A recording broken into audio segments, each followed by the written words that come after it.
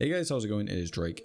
You are looking at the game I've been waiting for non-stop and have been speaking about for the last, 6 months. Whenever Riot announced it initially at the 10-year League of Legends anniversary, this game really took me away. I was so excited when it was just Project A. I couldn't wait to see more, and every single release I saw, I was more and more excited for it. I was fortunate, I guess maybe the karma of all of that paid dividends, because I got a beta key 10 minutes or 20 minutes into the beta keys going live. I obviously wasn't one of the people that got early access, but I got the earliest access possible for most people, and I'm super happy about that. One thing I've noticed, and the one thing I'm super happy about when it comes to Valorant, is that it's a fresh slate for everyone. I've played CSGO for a couple of years, and I've only logged about 1,000 hours into it, which I don't feel is that much. Any other game, maybe so, but I know there's people out there with, 2, 5, 10, 15,000 hours on CSGO. And that's just CSGO. The maps are somewhat similar to its 1.6 Origins and Counter-Strike Source, wherever people started. And that's the important takeaway for me. If someone's been playing a map for 15 years, it's going to take quite a while for you to play catch up with that person, no matter how good your aiming ability is, no matter how old you are or how long you've been playing certain other games. It's going to take a while to get that map knowledge down. So my biggest love for this game so far is simply that it's new. It gives everyone a fresh slate to play on. Yes, there's going to be players that are exceptionally good at aiming and stuff like that. We've seen that all over with Shroud and Summit, etc. Even Tim the Tatman's clicking heads. It's really fun to watch these players do really good things. But there is a ton of players out there, players like myself, that are pretty good but not excellent.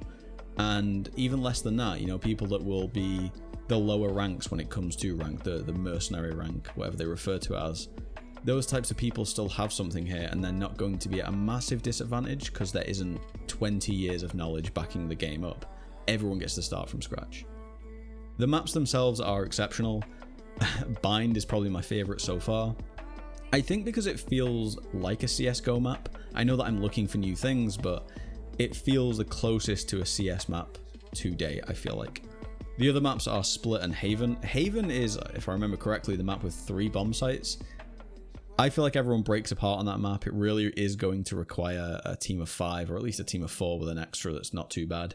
The rotations feel really strange on it, but it's fun to learn. It's really fun to learn when it comes to using a new agent and figure out their abilities, see who works well on what site. I believe there is this idea that any agent can work on any site on any map.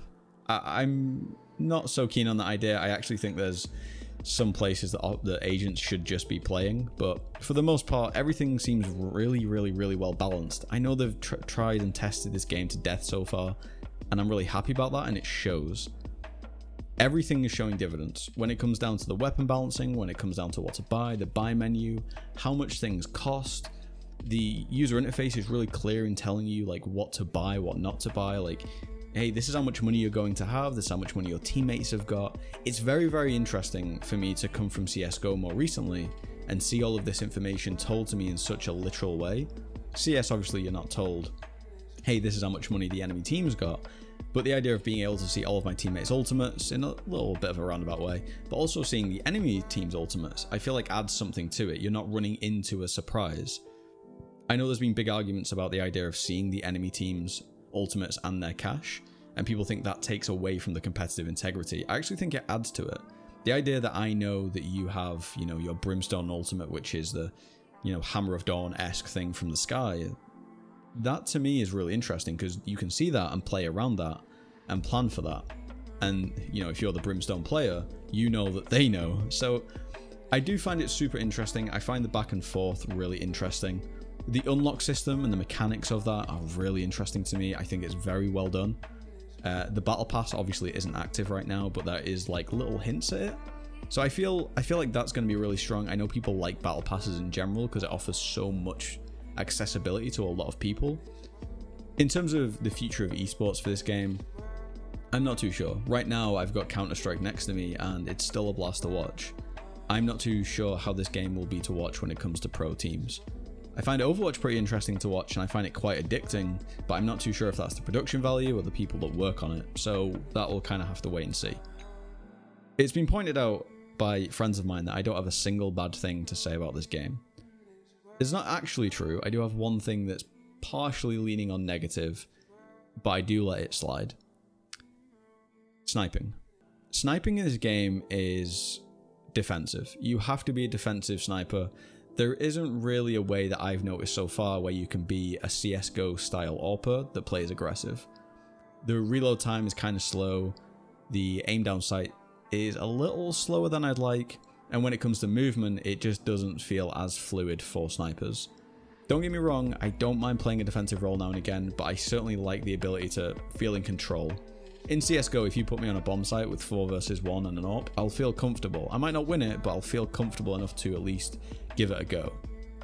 When it comes to Valorant so far, I feel a little off. I feel a little out of my depth all of the time. It's an uncomfortable feeling that I'm not used to when it comes to shooters, and it's purely only when I have the sniper in my hands, which is even rarer, to be honest. So where does this leave Valorant on its future? What is to be expected? How long is the beta running for? What can we unlock? What can you pay for? What can you not pay for? Etc, etc. The truth to all of those questions is we don't truly know. The beta is expected to run for about 2 or 3 weeks. They're releasing ranked play very, very soon, which I'll have a video out on roughly when it comes out.